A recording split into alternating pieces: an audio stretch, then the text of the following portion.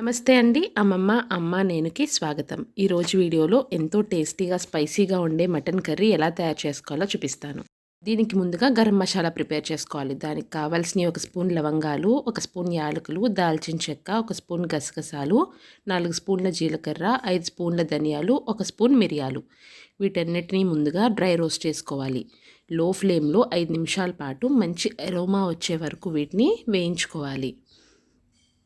ఇలా వేయించుకున్న హోల్ గరం మసాలాని మిక్సీ జార్లో వేసుకుని మెత్తని పౌడర్ లాగా గ్రైండ్ చేసుకోవాలి.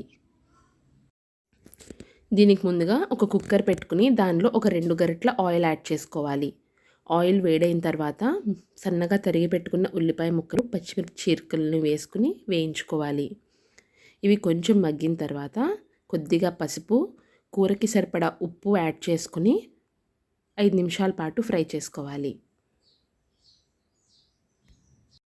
ఉల్లిపాయ ముక్కలు బాగా వేగిన తర్వాత అల్లం వెల్లుల్లి పేస్ట్ వేసుకుని పచ్చివాసన అంతా పోయే వరకు వేయించుకోవాలి. ఇది బాగా వేగిన తర్వాత కూరకి సరిపడా కారం వేసుకుని ఇంకొక 2 నిమిషాల పాటు ఫ్రై చేసుకోవాలి. ఆయిల్ అంతా బయటకు రిలీజ్ చేస్తుందన్న టైంలో మటన్ యాడ్ చేసుకోవాలి. మటన్ వేసుకుని లో ఫ్లేమ్లో ఒక 5 నిమిషాల పాటు ఫ్రై చేసుకోవాలి.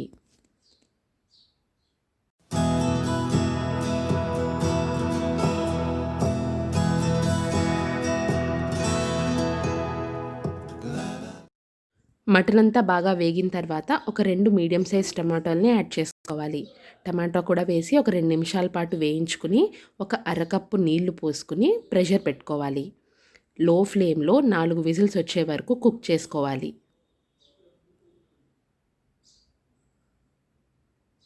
4 విజిల్స్ తర్వాత ప్రెషర్ అంతా పోయిన తర్వాత మూత తీసి చూసుకుంటే మటన్ పర్ఫెక్ట్గా ఉడికిపోతుంది.